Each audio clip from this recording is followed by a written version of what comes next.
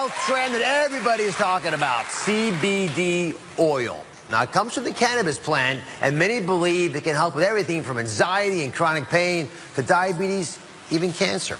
We're in the midst of a CBD oil boom, with products popping up everywhere. Today, Dr. Sanjay Gupta is here to investigate what exactly is CBD oil, and does it live up to the hype? But first, I asked correspondent Marcia Evacampo to find out how big CBD has truly become.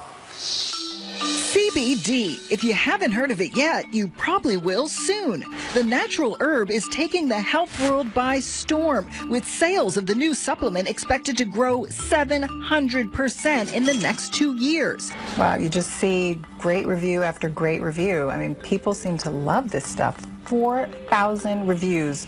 4.5 stars. Short for cannabidiol, CBD is a component of the cannabis plant. Yep, cannabis. But unlike marijuana, CBD does not contain any THC, the psychoactive part of the plant, so it doesn't get you high. Over the last few years, CBD has started popping up in everything from gummies to face cream to toothpaste. There are even CBD treats for your pet. So what does it do?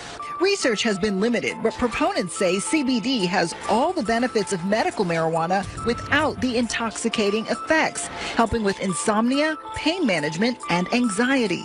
There's a revolution, a whole movement happening now with plant-based wellness, which is our primary interest. Celebrating the power of all plants, which have not been properly represented. And the question everyone asks is it legal?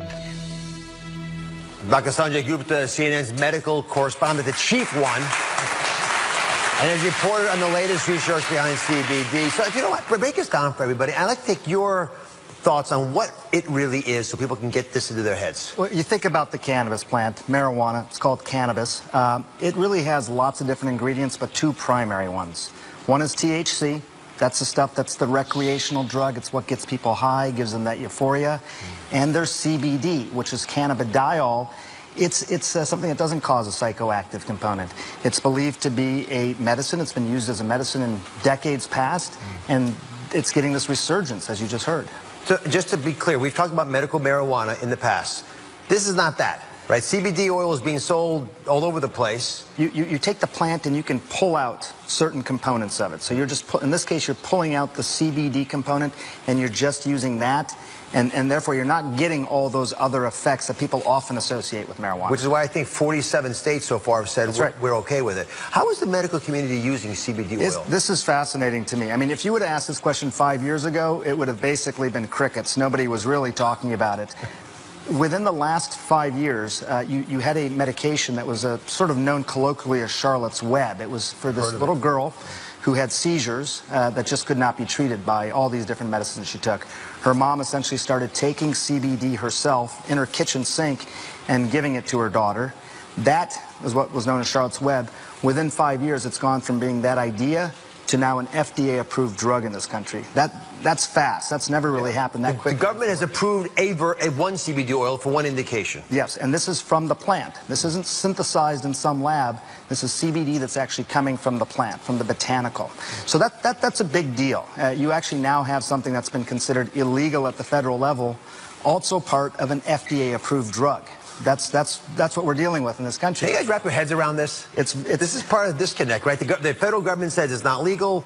47 states say it is. Kids with seizures are being treated. I mean, and the FDA says, yes, we'll approve it. Yeah. But still at the federal level, it's illegal. What is starting to gain more traction, I think, really is what's happening with opioids in this country. What they found, Dr. Oz, was that in several states that had approved CBD legislation, they saw their opioid prescriptions start to go down. So that's an area the medical community is really, really focused on. As a neurosurgeon, you're good at this stuff. Explain to me how CBD actually affects the body. Well, we have all these different receptors in our bodies to basically attract and to have these components activate. But because those receptors are everywhere in the body, you could get an impact just about anywhere. Actually, let's show this to everybody, because I've made a little model to demonstrate what Sanjay is saying. CBD produces so many effects throughout the body based on the fact it can bind to receptors in so many of our different organs, right? Places as far away as the intestinal tract, in your arm, and your spinal column, up into your brain. And that's why people say it helps them alleviate pain, right? Maybe help with seizures. It's a pretty serious problem for a lot of folks.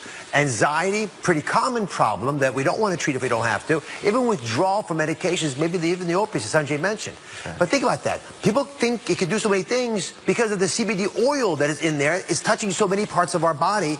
And I love your thought that we evolved as a species because we had access to these natural plants, and they understandably can affect us. That's right. And the receptors started to evolve in our body as well. We even started making our own form of CBD in our body. But sometimes it's not enough, just like other things aren't enough in our body, and that's why some people seem to get benefit.